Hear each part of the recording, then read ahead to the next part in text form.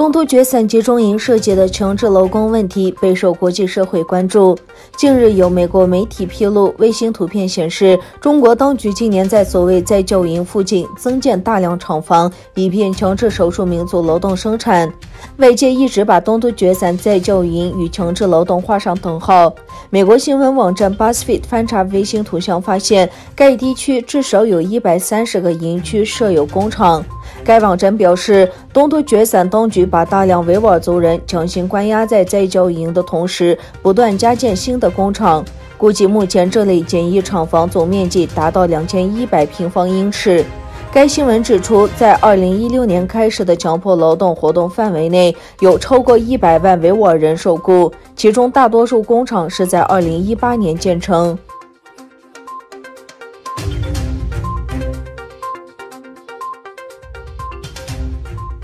中国日前批准和土耳其签署的引渡条约，逃往土耳其的维吾尔人心生恐惧。土耳其外交部长乔乌什欧卢12月30日在一次记者交代会上表示，土耳其保证不会把维吾尔人遣返回中国。乔乌什欧卢还表示，中国核准引渡条约，就说土耳其将把维吾尔人遣返回中国的说法是不符合逻辑。但他补充说，这仅适用于有罪的人。土耳其和中国于2017年签署引渡条约，同属突厥民族的土耳其被视为维吾尔人逃避中国破坏的避风港。乔乌什欧卢强调指出，到目前为止，中国已经多次向土耳其的维吾尔人提出了引渡要求，但土耳其在这方面没有采取步骤。他说，我们必须区别恐怖分子和无辜人民，以同样的方式，我们说这不应该被滥用。我们告诉所有人，包括中国和其他国家，也就是说，我们不接受以打击恐怖主义为借口破坏无辜人民。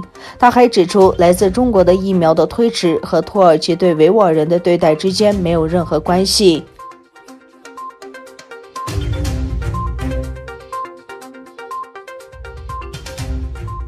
欧洲联盟12月30日宣布与中国原则上达成全面投资协定，不过这项协定却因中国侵害人权，未实质承诺将批准禁止强迫劳动国际公约，未正式签署前已掀起巨大反对声浪。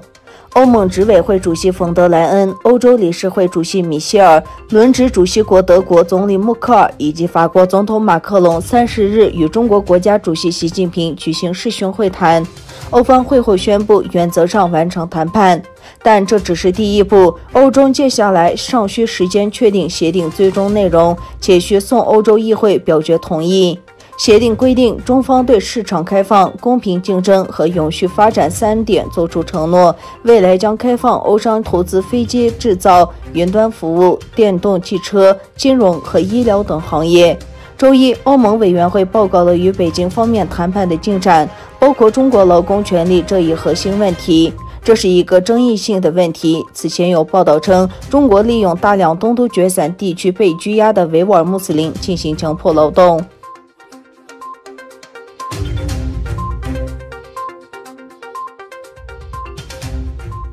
美国12月30日表示，向部分欧盟商品加征关税，包括飞机零件以及德国和法国的酒精饮品。新关税是美国和欧盟就民用航空补贴问题争拗的最新行动。双方16年来就飞机制造商美国波音公司和欧洲空中巴士获得政府补贴，取得竞争优势而争拗不断。美国贸易代表办公室30日发声明指出，将向飞机制造零件和部分武器葡萄酒以及法国和德国的干巴白地蓝增加关税。声明未有提及美方何时实施征税和相关加幅，仅称有关细节会即将公布。